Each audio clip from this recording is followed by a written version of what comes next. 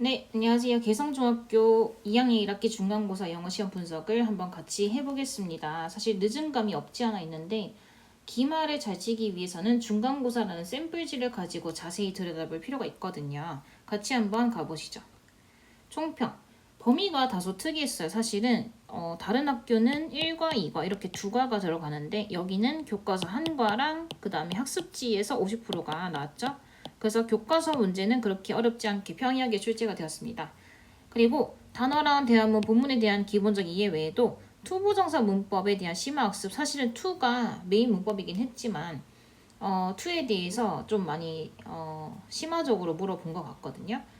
그 다음 세 번째, 학교 수업 참여도가 반영될 수 있으며 학습지 기반 문제의 비중이 50% 이상이다 라고 해서 비중이 되게 높아요. 그게. 그리고 4번, 학습지 본문 내용이 근데 또 많아요. 한 본문이 3개 정도 됐던 것 같아요. 그래서 다른 학교에 비해서 조금 본문 내용이 많고 영작을 또 요구를 해서 이게 조금 긴 문장의 영작을 짧은 문장이 아니라 그런 영작 요구해서 혼자 대비하기 어려워요. 왜냐면 만약에 교과서 주가가 들어간다면은 백발백중이라는 문제집이나 혹은 시중의 문제집, 평가 문제집으로 혼자 이제 문제를 풀면서 암기하면서 대비를 할 수가 있는데 학교 학습지는 뭐 해석도 제공이 되는 것도 없고 하니까 혼자 대비하기가 좀 어려워서 도움을 받을 필요가 있다라는 거랑 본문 속 문법이랑 어휘 문제가 다수 출제되었고요.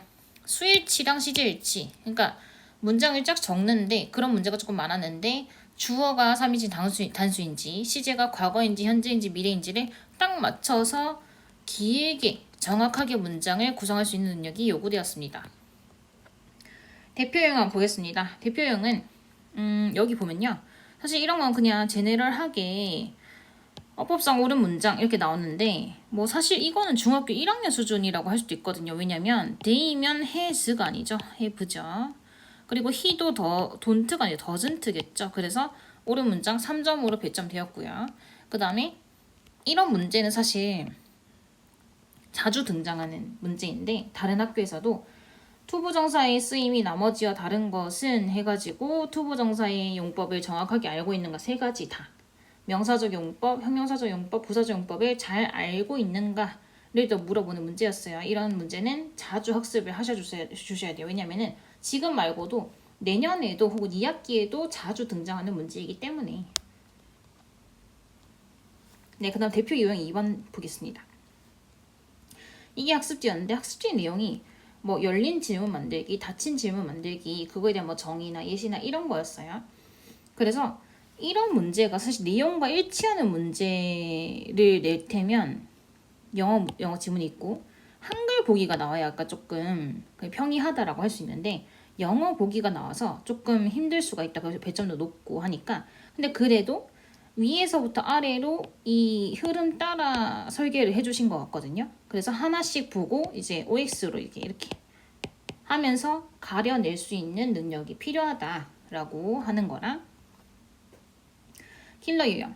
아까 똑같이 이제 오픈엔디드 퀘스천에 대한 문제인데 이걸 가지고 이 그대로 완전한 영어 문장으로 작성을 해라 라고 하니까 조금 당황할 수도 있어요. 왜냐면 9점이기도 하고. 근데 제가 봤을 때는 이거를 가지고 수행평가나 학교에서 학습지로 이렇게 적었거나 필기를 했거나 것 같거든요.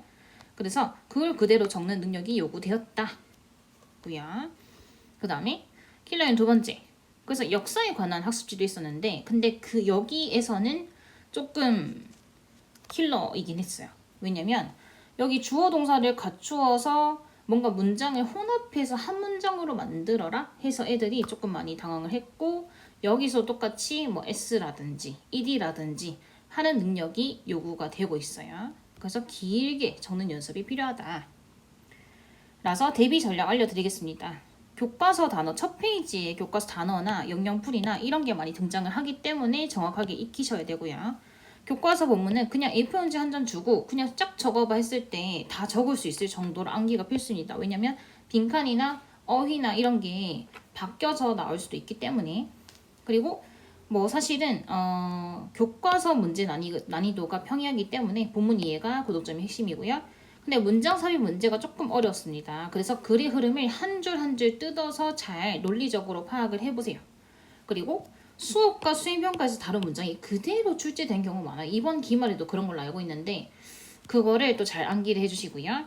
그 평소에 문법을 잘 익혀서 시제랑 수일치가 완벽한 문장을 직접 써보면서 영작 연습을 꾸준히 해보세요. 이런 능력 중요하거든요. 중간 기말이 끝나도 방학이 와도 이런 연습은 계속 하셔야 되고 학교 수업에서는 좀 졸지 않고 놀지 않고 사실은 기본이겠지만 그렇게 적극적이고 능동적으로 참여하시는 것도 중요합니다. 네, 해서 이번 중간보다 더 멋진 기말이 되기를 응원하고 있을게요.